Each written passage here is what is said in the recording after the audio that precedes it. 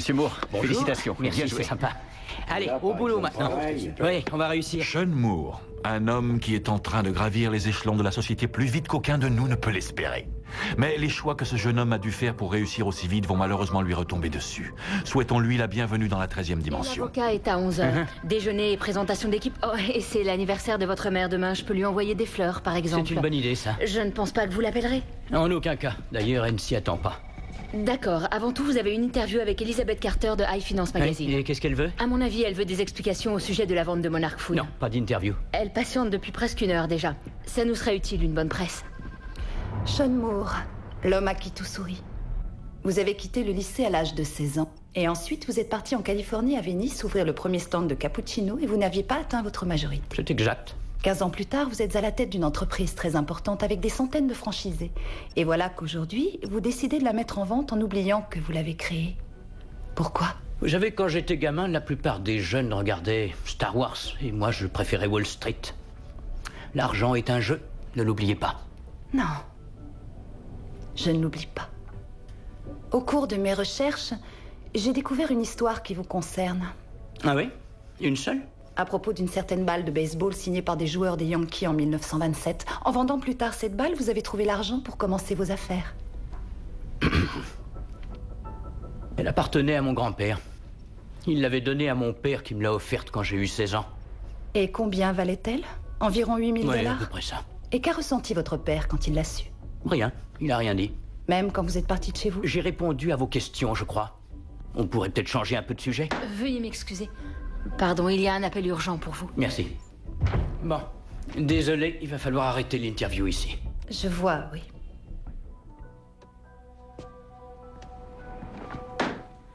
À voir la tête que vous faites, l'interview a dû être rude. Difficile de pas s'énerver, c'est une peste celle-là. On a de l'aspirine? Tiroir de gauche.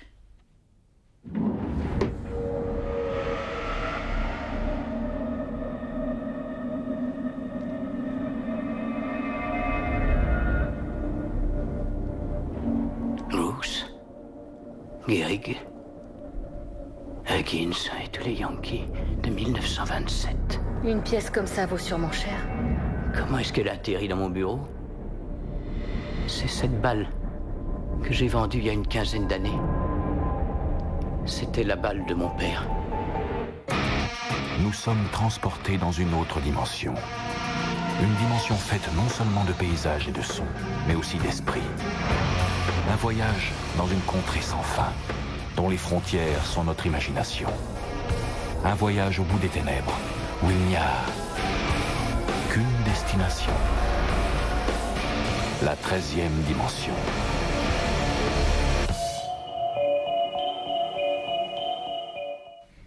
Elle n'a pourtant jamais été seule. Alors comment est-elle arrivée ici? Ça, je ne sais pas du tout. C'est pas normal, elle a bien été laissée là par quelqu'un.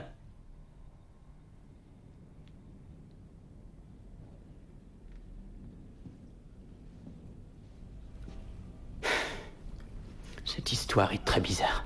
Quelqu'un a peut-être voulu vous l'offrir? Et je sais que c'est cette balle. Cette même balle que j'ai vendue il y a 16 ans. Je vais interroger les filles de la réception et essayer de savoir. Mais pour l'instant, les éditeurs attendent votre avis au sujet du film de présentation.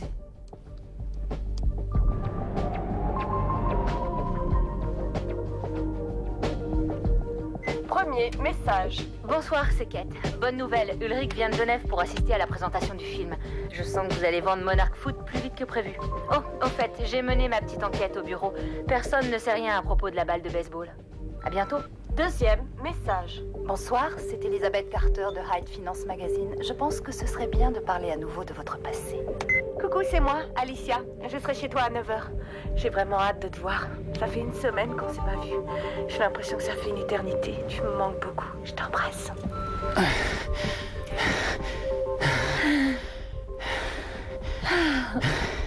Je crois qu'entre nous, c'est l'entente parfaite. J'espère que j'ai pas réveillé les voisins. À quoi tu penses, mon amour? Est-ce que t'as changé d'avis à propos de la vente? Non. Je pensais à une légère contrariété. Ce n'est pas à cause de moi. Non, c'est pas du tout de ta faute. Certaines images s'effacent jamais. Je t'aime, tu sais. Je me sentirais si seule sans toi.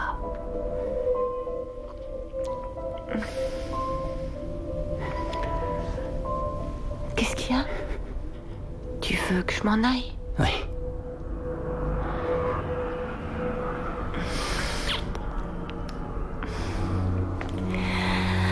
Il faudra quand même payer pour la nuit entière.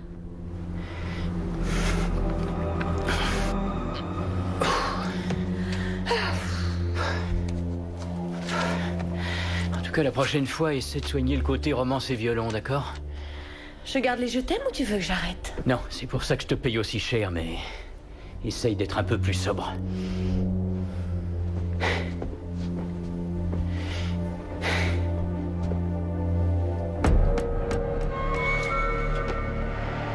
Non, mais je rêve. Qu'est-ce qu'il y a?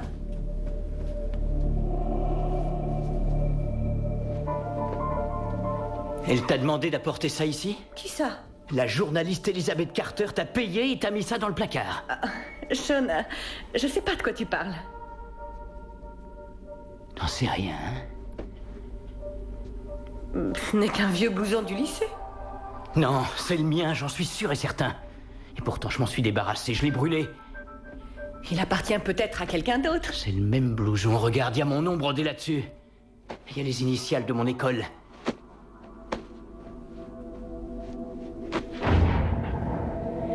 Qu'est-ce qu'il y a? Oh non, c'est pas vrai, ça. Cette lettre, c'est Bess qui l'a écrite. Bess? Bess Wicker, c'était mon flirt au lycée. Tu sais ce qu'on dit. Le premier amour dure toujours. À la semaine prochaine. Sun, je t'expédie ton blouson que j'avais gardé. C'est décidé, je ne viendrai pas en Californie. J'aimerais oublier ce que tu as fait. J'aimerais oublier ce que tu as fait, mais c'est trop dur. Je t'aime, Sean. Je t'aime, Sean, et je t'aimerai toujours. Mais je ne pourrai pas te pardonner. Bess. Bess.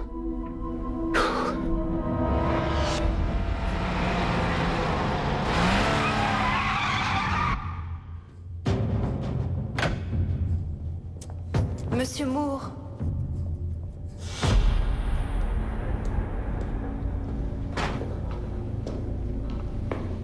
C'est bon. Allez, venez. Qu'est-ce que vous attendez de moi? J'ai pensé qu'on pourrait terminer notre interview. On s'en fout de l'interview. Je veux juste savoir comment vous avez fait. Comment j'ai fait quoi? Pour la balle. Et pour le blouson d'école. Vous avez très peur de regarder votre passé, n'est-ce pas? Alors là, je vais vous dire, j'en ai rien à foutre du passé. Ma société devrait bientôt me rapporter plus d'argent que je croyais qu'il en existait dans le monde entier. Vous n'avez pas d'amis, vous vivez seul. Vous ne tenez à personne. Et personne ne tient à vous. Comment savez-vous tout ça à propos de moi? Mais qui êtes-vous donc? Je croyais que tu l'aurais deviné. Je te connais, Sean.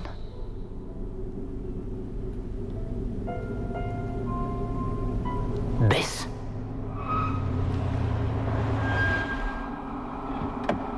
Bess Wicker. Désolée pour le retard, j'ai été prise dans la circulation.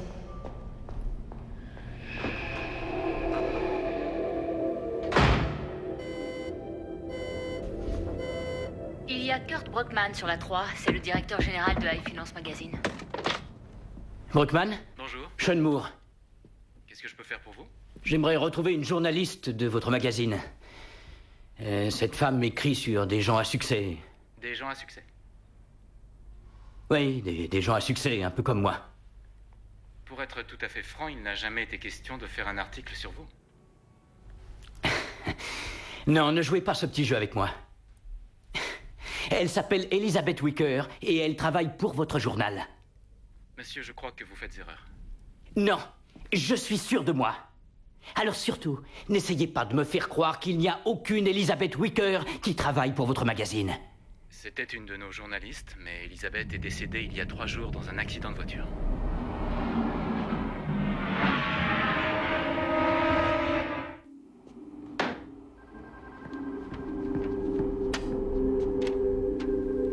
Elizabeth Ann Wicker, Evanston, Illinois, en 1972.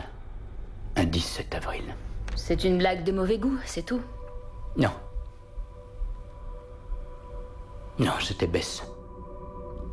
Ne me demande pas de t'expliquer, mais elle était Elle était assise là, dans ce fauteuil. Tu l'as vue, toi aussi? Elle s'est présentée comme Elizabeth Carter.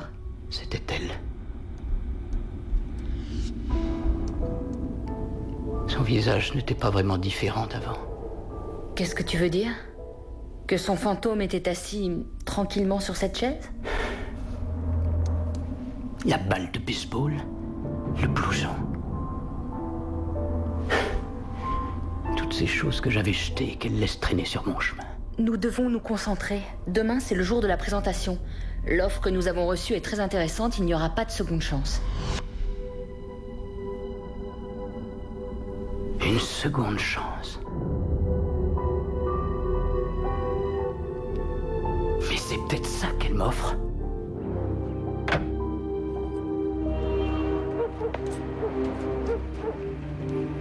Maman!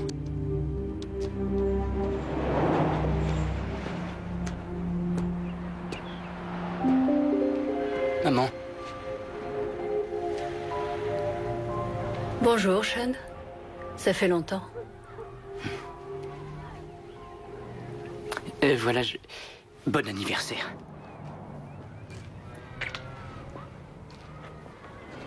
Tu pourras dire à ta secrétaire que les fleurs étaient magnifiques. C'est une vraie mère pour moi, tu sais. Tu as fait toute cette route et tout ça pour mon anniversaire? Est-ce que tu te rappelles de Bess Wicker? Bess Wicker? Bien sûr, elle était si gentille. Tu as fait une grave erreur en laissant cette fille s'en aller. Oui, je l'ai revue l'autre jour et elle m'a laissé ça pour toi. Je crois que ça lui tenait à cœur de te l'offrir. Tu te souviens, c'est la balle de papa. Mais comment est-ce que Bess l'a retrouvée? J'en sais rien. Est-ce que c'est important? Tiens, prends-la.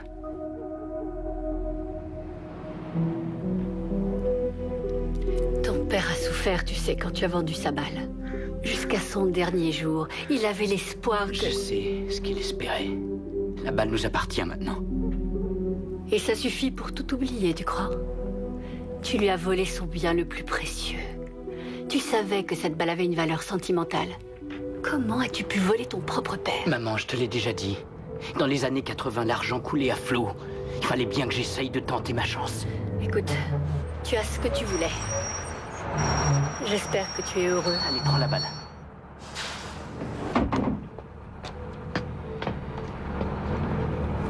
C'est trop tard.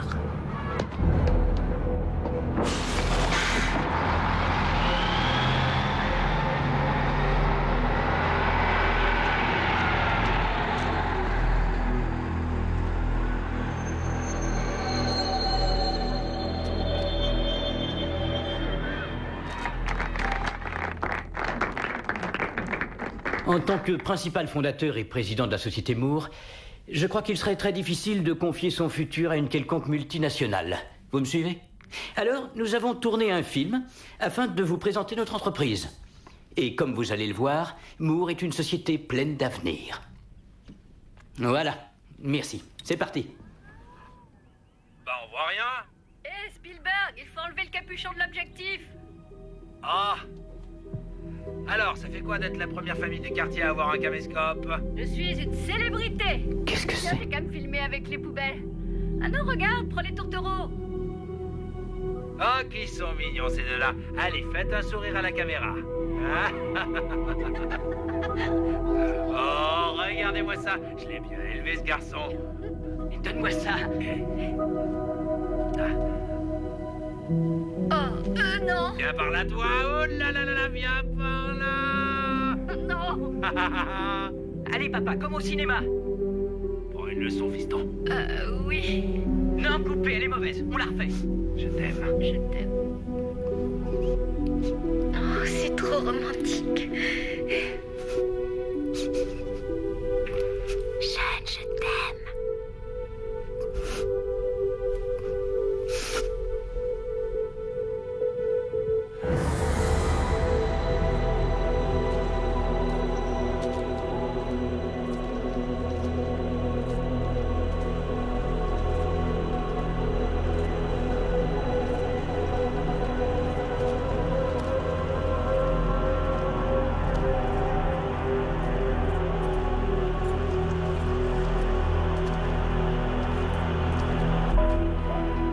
Bonjour.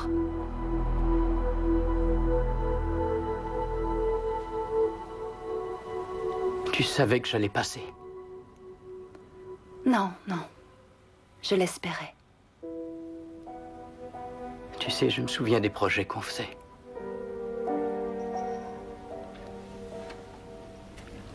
On imaginait racheter la maison de mes parents et ensuite On la retapait. Une maison rien qu'à nous.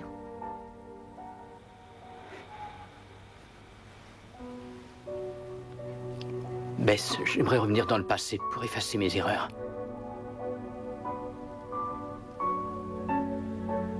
Mais c'est trop tard.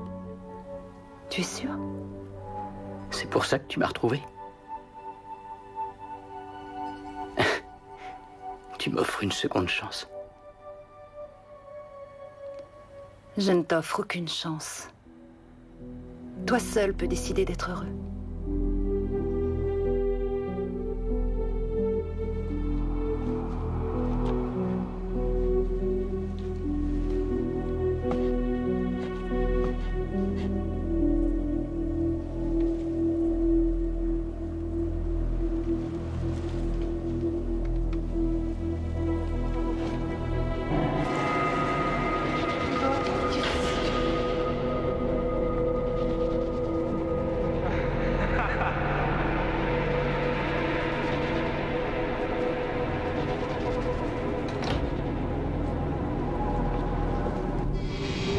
Alors, ça fait quoi d'être la première famille du quartier à avoir un caméscope?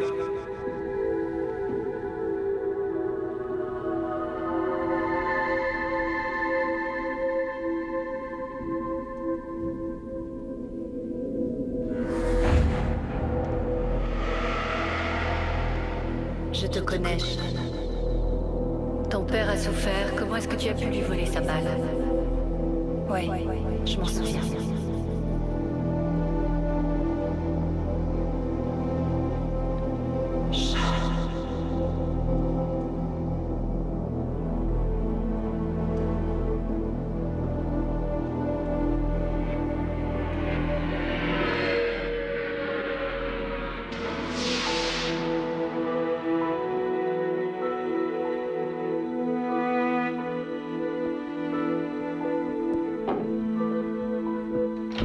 Je t'ai dit que j'allais le faire jeudi prochain. Non, t'avais dit cette semaine. Je t'assure. Allez, mamie, arrête de traîner. Fais attention à toi, papy. J'ai rien dit.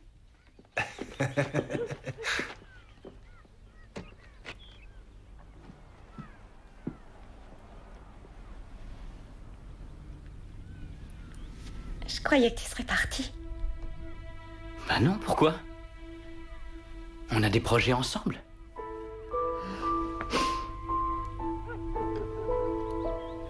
Maman, je vais manger un bout avec Bess.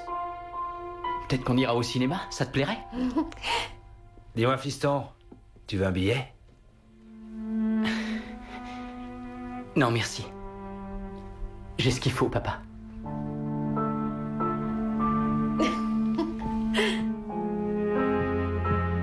Je t'aime.